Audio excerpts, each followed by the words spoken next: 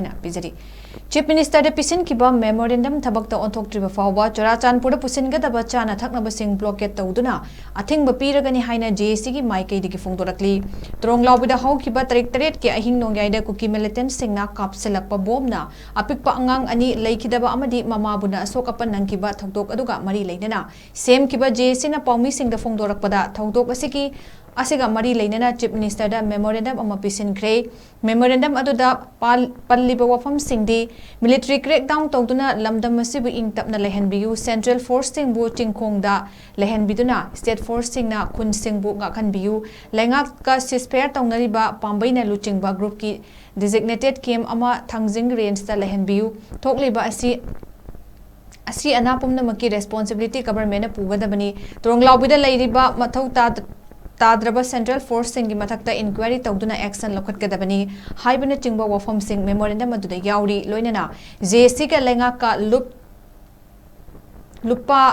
lakh tara da yanaba purakre haina tongan sandorakliba si aranba pauni JAC ka lenga ka yanaba leite haina su JAC ki maikeidagi phongdorakli Haukibe April di tang taruk ke taret ke gilona ba hingda thokiba tronglawbi lamdam masida kuki narco terrorist singna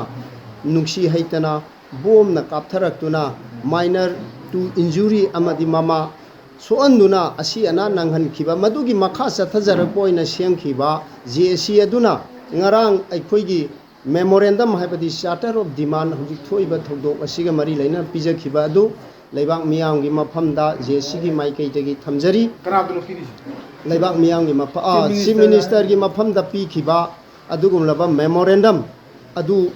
Laibak miyang gi mafamda thamjari Laibak amadudi mayam ihan hanbada pijakhiba memorandum adudi manipur gi hojik oiriba conflict asida manipur da leiriba kuki militant singbu military crackdown tawduna Iramdam Manipur asibu ingba tappa ama oihanbiu haibasina ahanbani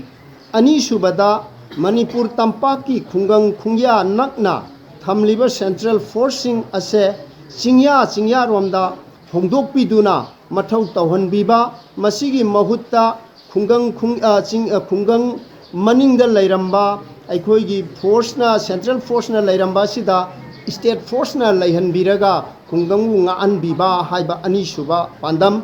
ahum subada lamdam masida leiriba miyam ase masana masabu hana ngakjaramba adugu ngakjaba ngamnaba khoigi matik chaba sophisticated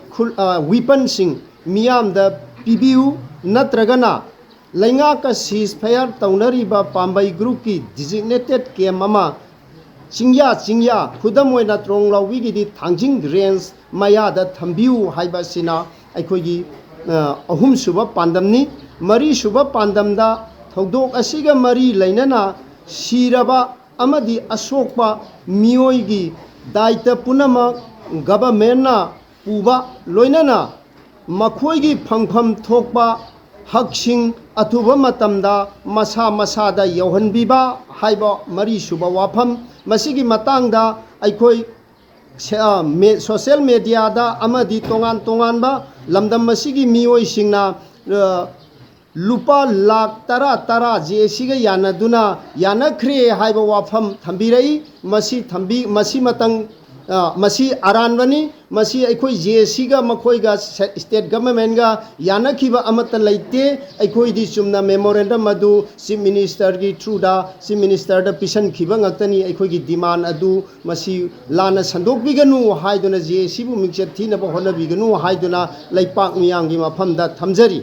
manga suba wafamna tronglawbi khungangbu ngakpada ngakliba mathau ningthina tawdraba 8 Battalion CRPF Company P Gelmol area da leiba amadi 2 JK Lai Company Tronglawbi maning chingdamba lambi da leiriba asigi mathakta makhoina